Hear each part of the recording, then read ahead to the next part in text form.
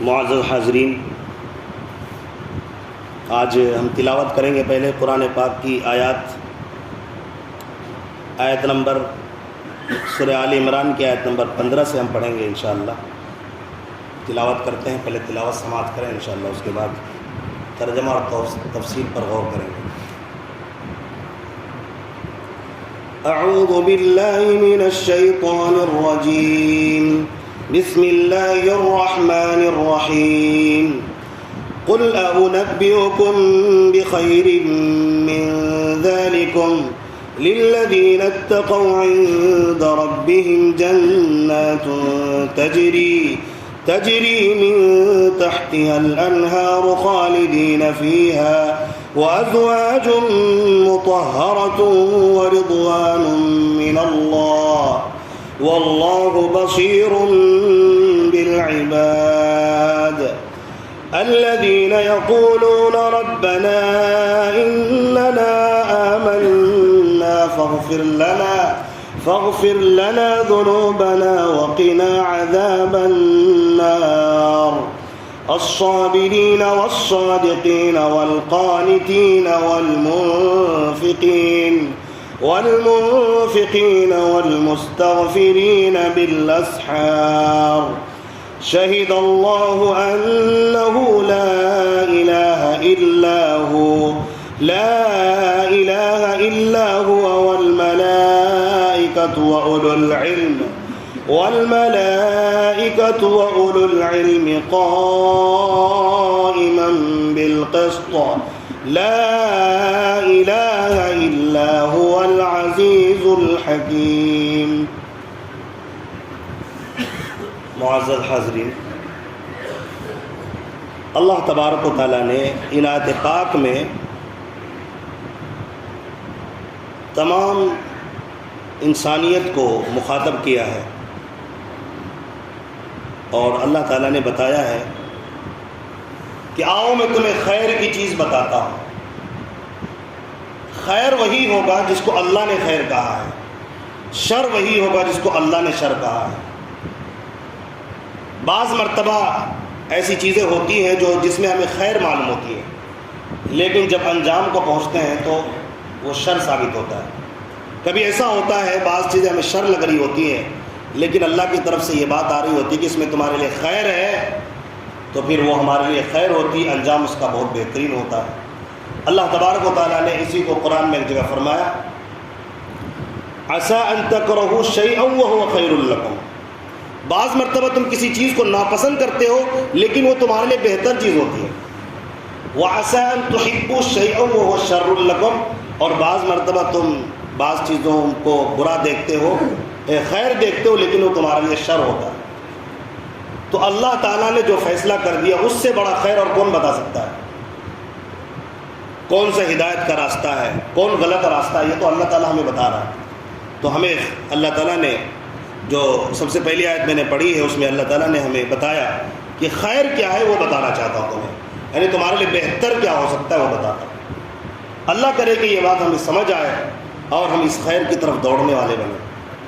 اور بھی آیات ہیں جو اللہ تعالیٰ نے مومنین، جو نیک مومن ہوتے ہیں، پکے مومن ہوتے ہیں، پکے مسلمان ہوتے ہیں، ان کے صفات کو اللہ نے بیان کیا۔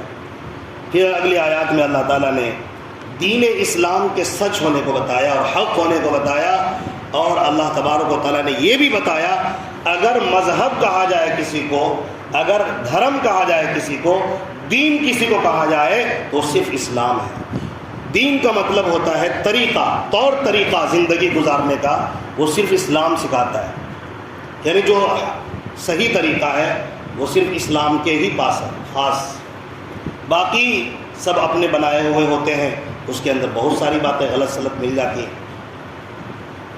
تو یہ باتیں ہیں، جب ہم ترجمے پر غور کریں گے اور تفسیر سماعت کریں گے تو انشاءاللہ وہ ساری باتیں آئیں گی۔ تو میں پہلے ترجمہ کرتا چلا جاتا ہوں، کچھ باتیں تفسیری آئی تو درمیان میں انشاءاللہ اس کو آپ سنتے رہیں گے۔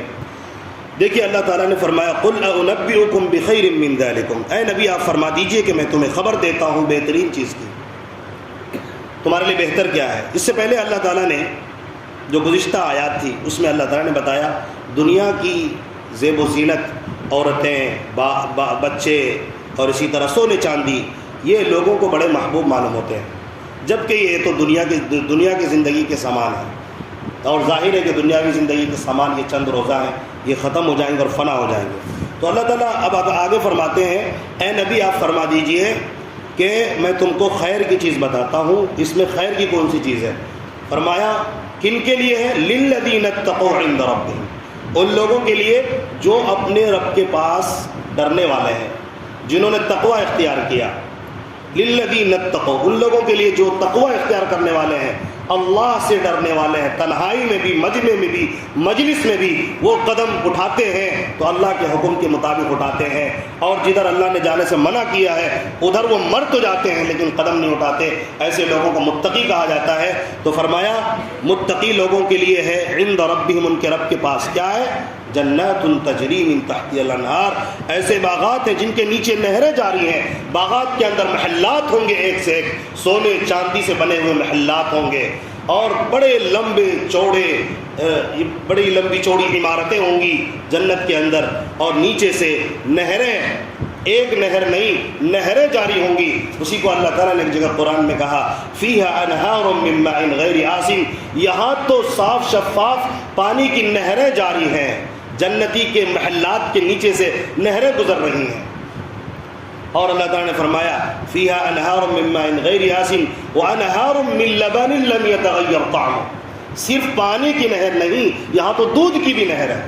یہاں دودھ اچھا ڈھونڈنا چاہو بہت مشکل سے ملتا ہے کہ صاف شفاف دودھ مل جائے، ہر ایک میں ملاوٹ ہوتی ہے، اور اس کا مزہ کچھ اور ہے۔ جو جنت میں جو اللہ تبارک و تعالیٰ ہمیں دودھ پلائے گا اس کا مزہ کتنا زبردست ہوگا، ہم اس کا تصور نہیں کر سکتے۔ لم یتغیر طعم، اس کا مزہ بھی نہیں بدلا ہوا ہوگا، صاف شفاف ایک دم تازہ دودھ ملے گا۔ وانہار من خمر لذۃ للشاربین، اور شراب ہوگا، یہ مہکتا ہوا بدبودار پیشاب اور پاخانے کی طرح بدبو آتی ہے اس طرح نہیں، اتنا مزیدار ہوگا پینے والوں کے لیے، خوشبودار ہوگا، وہ پئیں گے اور مزہ بھی لیں گے، لیکن ان کا دماغ نہیں سڑے گا جیسے دنیا میں سڑ جاتا ہے۔ دنیا میں آدمی حواس باختہ ہو جاتا ہے نا، پھر بھی وہی پیشاب پینے کے لیے آدمی تڑپتا ہے، وہی پیشاب سے بنائے ہوئے ہوا کو سونگنے کے لیے ترستا ہے اور تڑپتا ہے۔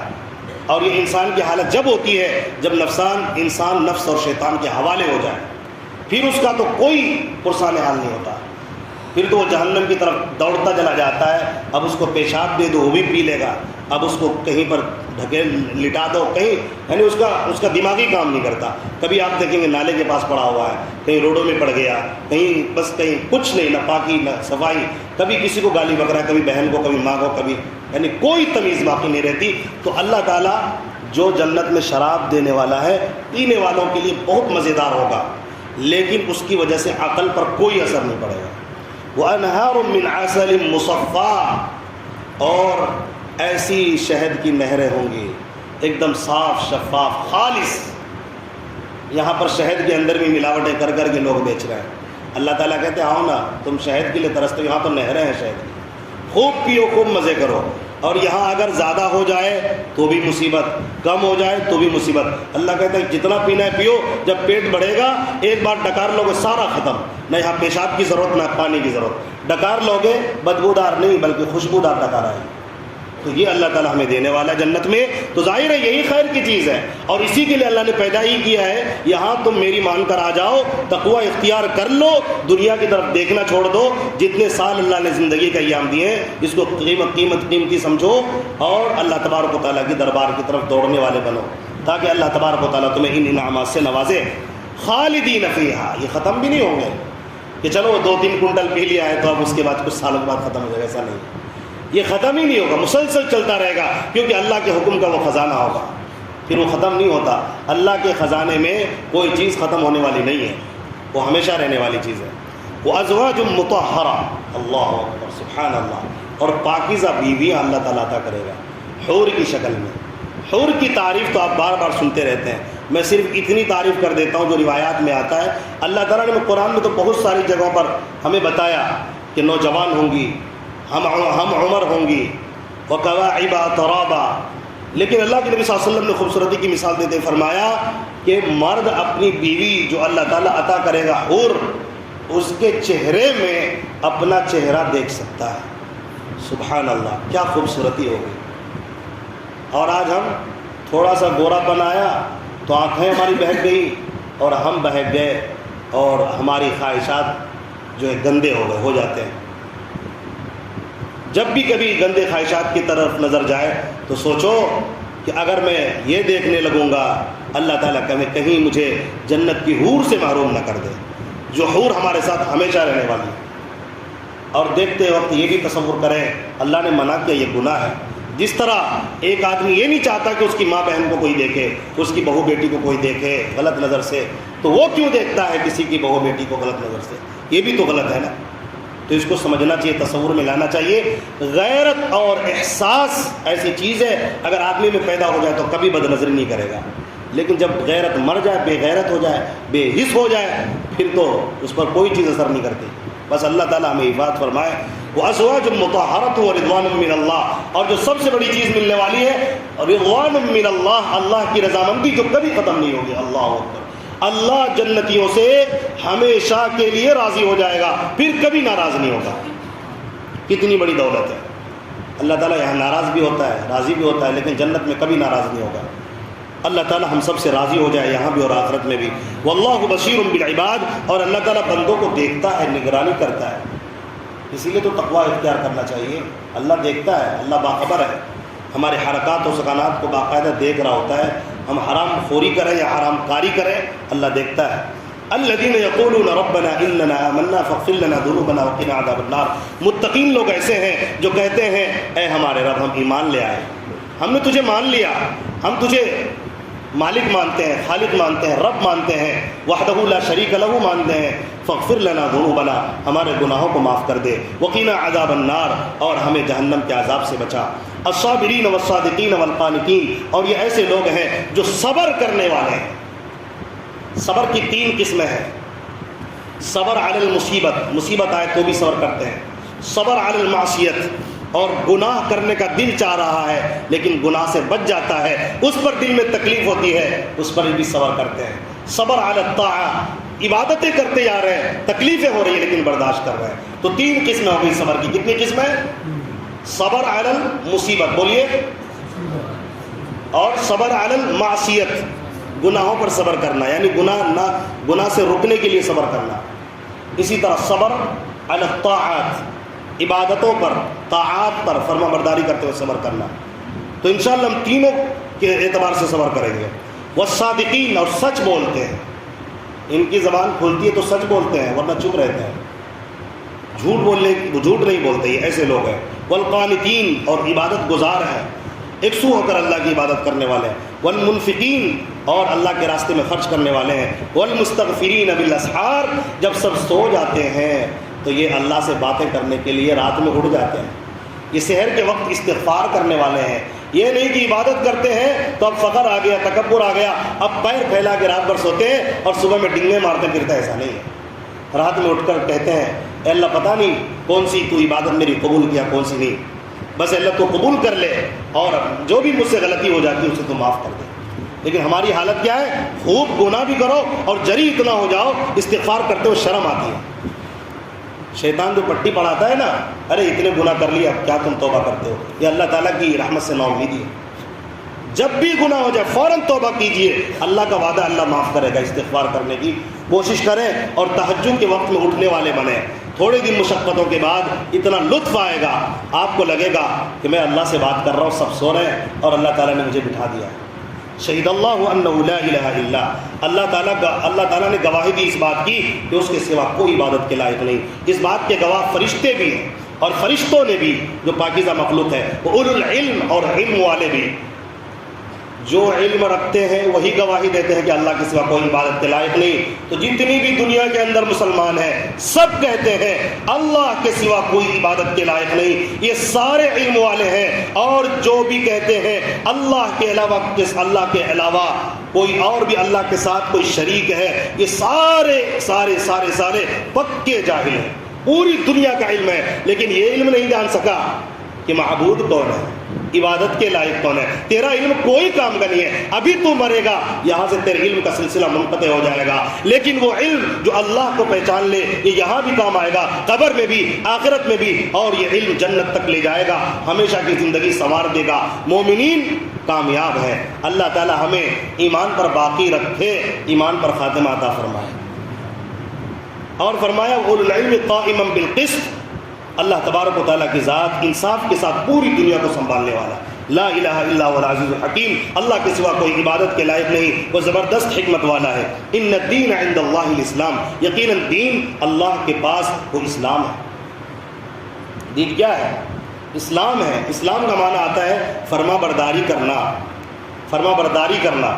تو ظاہر ہے اللہ اور اس کے رسول کی فرما برداری کی جاتی ہے، اور اسلام کو ماننے والے کو مسلمان کہتے ہیں، یعنی فرما برداری کرنے والے۔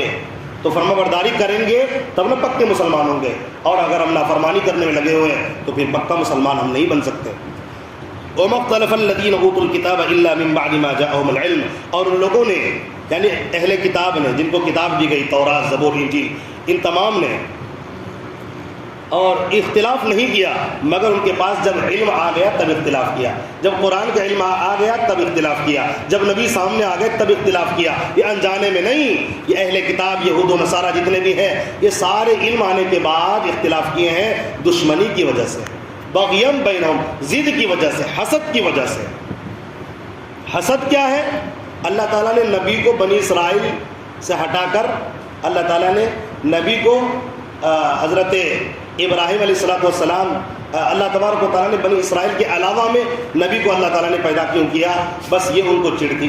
اللہ تعالیٰ نے حضرت ابراہیم علیہ السلام کے خاندان میں اللہ تعالیٰ نے ہمارے اور آپ کے آقا حضرت محمد صلی اللہ علیہ وسلم کو پیدا فرمایا، تو ان کو چڑ تھی، بس اسی چڑ کی وجہ سے، اسی ضد کی وجہ سے، حسد کی وجہ سے انہوں نے اختلاف کیا۔ ظاہر ہے یہ چھوٹی سی معمولی بات ہے، جو خاندان کو پکڑ کے بیٹھ جاتے ہیں نا کہ دنیا کا سب سے زیادہ، سمجھیے کہ یہ جو نکما آدمی ہوتا ہے نا عقل سے پیدل، یہی ہے خاندان۔ خاندان، یہ خاندان کیا ہوگا؟ خاندان کچھ کامیاب نہیں کراتا۔ مسلمانوں بھی خاندان چل رہے ہیں، شیخ ہے، خان ہے، انصاری ہے، بڑے شوق سے جذبے سے لکھتے ہیں میں انصاری ہوں، میں خان، تو کیا ہو گیا؟ ارے کون سے کدو میں تیر مار دیا اگر تم سید ہو گئے خاندانوں میں؟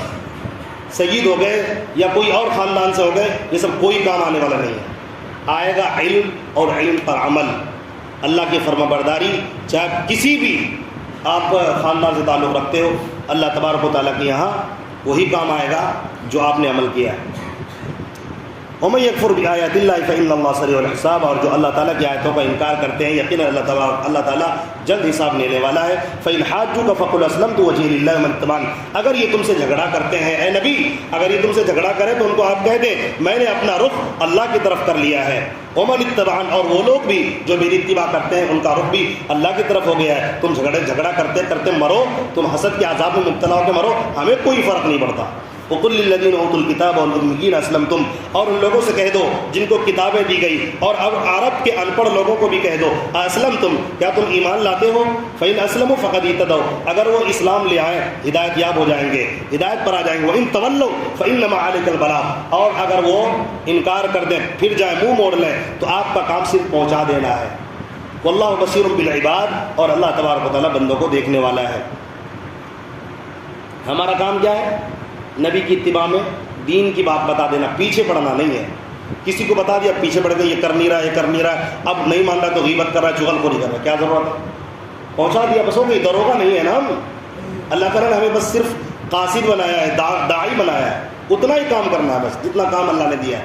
دعوت دے دی، نہیں مان رہا ہے، زیادہ سے زیادہ دعا کیجیے ورنہ چھوڑ دیں، اللہ تعالیٰ ان کو ہدایت دے گا۔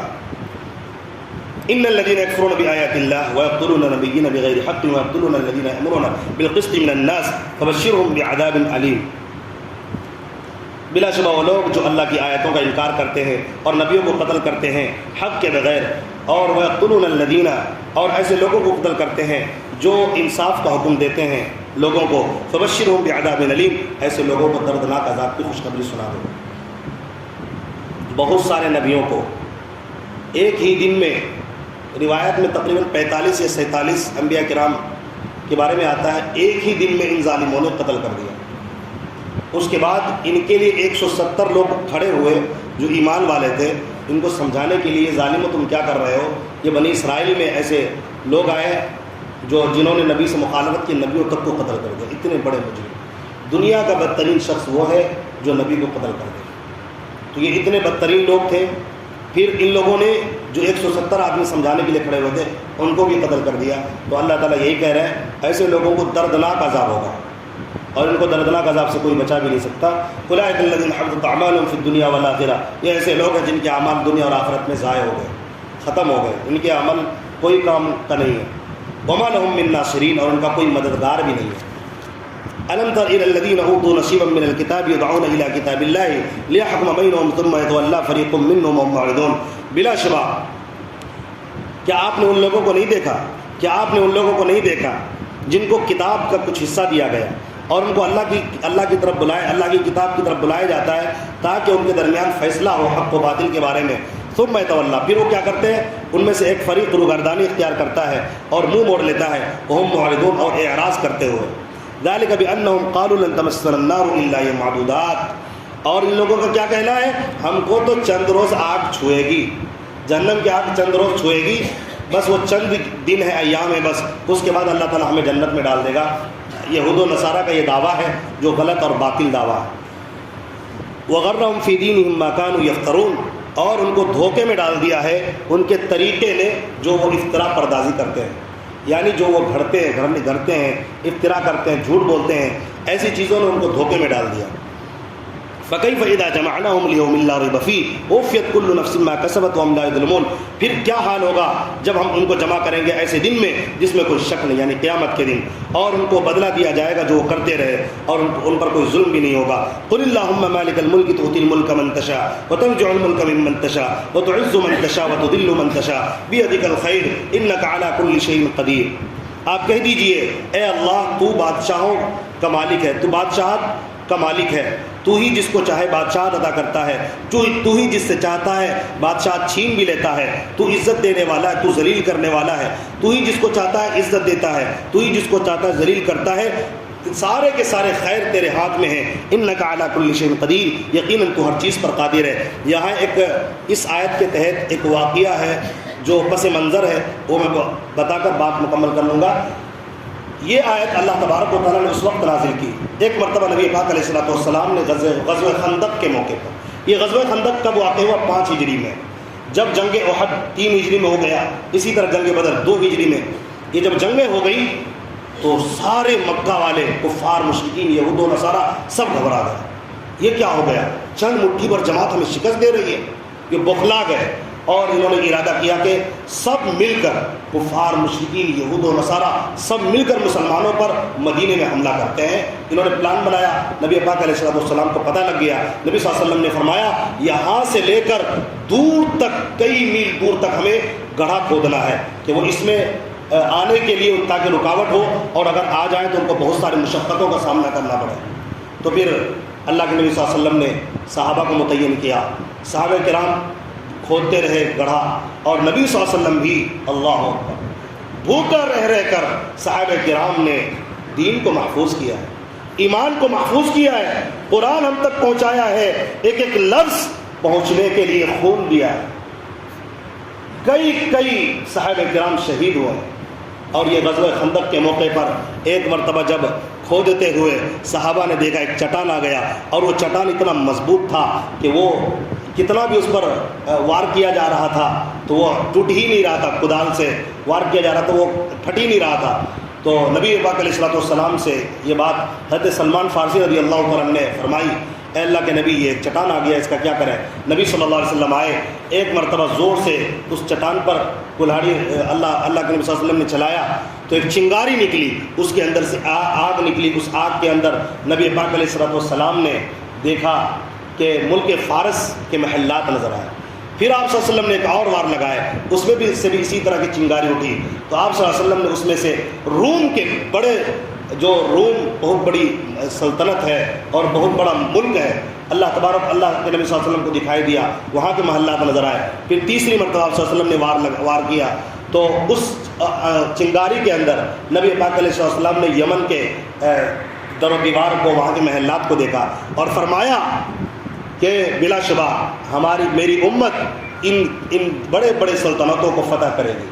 کفار و مشرکین کو جب پتہ لگا تو مذاق اڑانے لگے اور کہنے لگے ان سے تو خندق نہیں کھودا جا رہا ہے، بھوکے پیاسے رہ کر ان کی حالت خراب ہو رہی ہے، یہ گڑھا کھودتے کھودتے اور یہ روم اور فارس اور یمن کو فتح کرنے کی بات کر رہے ہیں۔ اللہ تعالیٰ نے یہ آیت نازل کی، ان کو کہنا کہ بادشاہت تو یہ اللہ تعالیٰ دینے والا ہے، یہ اللہ کی قدرت کے بھروسے پر بولتے ہیں، ایسا نہیں کہ اپنی باتیں کر رہے ہیں۔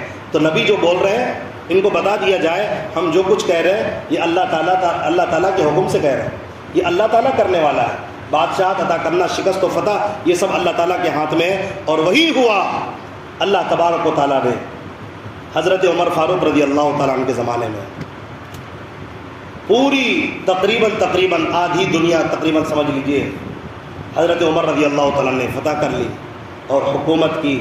یہ روم، یہ فارس، یہ یمن سب اللہ تبارک و تعالیٰ نے صحابہ کرام کے قدموں میں ڈال دیا۔ تو یہ اللہ تبارک و تعالیٰ نے آپ صلی اللہ علیہ وسلم کی بات کو سچا کر دکھایا، نبی صلی اللہ علیہ وسلم نے جو ایک پیشن گوئی دی تھی۔ اللہ تبارک و تعالیٰ ہمیں اپنے اعمال کو درست کرنے کی توفیق عطا فرمائے اور اللہ تعالیٰ آخرت کی تیاری کی توفیق نصیب فرمائے، قرآن پاک سمجھنے اور اس پر عمل کرنے کی توفیق عطا فرمائے۔ آمین۔ وآخر دعوانا الحمدللہ رب العالمین۔